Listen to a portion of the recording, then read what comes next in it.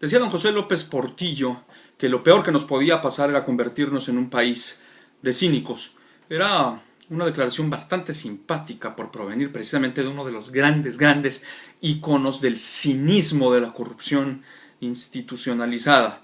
Que sin embargo no tenía esa advertencia, algo de profético, puesto que a partir de entonces no ha venido sino a crecer y a crecer y a crecer la corrupción, pero ya vinculada a asuntos familiares. Y el primer botón de muestra, que es un botón de este tamaño, fue Raúl Salinas de Gortari, el hermano incómodo, quien cobraba su diezmo de todas las operaciones que cerraba gracias a la influencia que tenía sobre su hermano, el presidente de la República, Carlos Salinas de Gortari, quien por cierto no tenía un pelo de tonto. El que sí salió años después, bien rasurado, hace apenas unos días, fue Manuel Medina Mora. Manuel Medina Mora, quien es el director de Citibank Banamex en México, quien fue el que estuvo financiando las operaciones durante años de esta empresa Oceanografía, quien tuvo su esplendor durante los sexenios de Vicente Fox y de Felipe Calderón, justamente el periodo en el que el hermano de Manuel,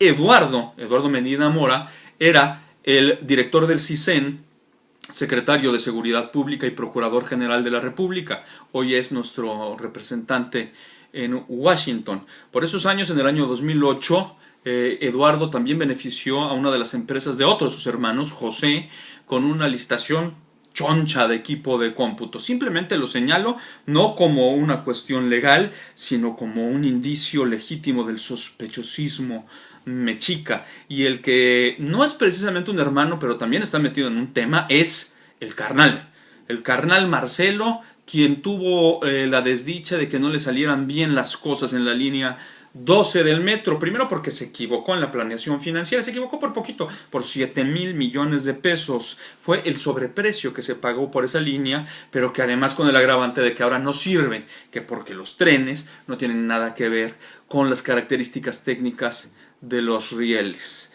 Esto, y hago un paréntesis, me recuerda, lo encontré en mi archivo duro, que se decía que en Guadalajara, por ahí de los años 70, se empezó a construir la primera línea del metro, y cuando ya estaba por inaugurarse con todo pompa y platillo, como deben ser las grandes celebraciones políticas en México, pues se cebó porque los trenes eran más anchos que los carriles que se habían confinado para ello. Pero vuelvo al tema de la línea 12 del metro, porque no termina con el carnal Marcelo, sino que hay otra historia también de dos hermanitos, los hermanitos Orcasitas, Enrique y Luis. Enrique era el flamante entonces director del metro de la ciudad capital del país y contrató a ICA, una de las empresas constructoras que desarrolló el proyecto, cuyo hermano Luis Orcasitas es nada menos que vicepresidente.